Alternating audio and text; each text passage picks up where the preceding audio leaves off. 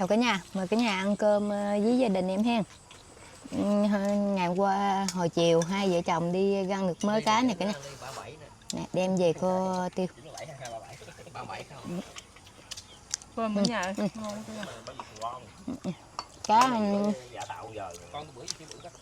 cá này cá chốt cả nhà. Coi nó béo, nó ngon quá. Kho vô cái nồi đất nè cả nhà.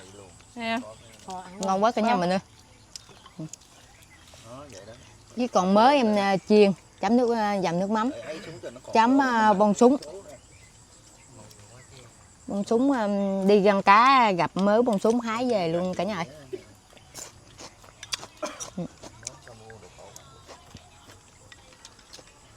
Ở quê cũng dễ kiếm đồ ăn lắm nha cả nhà.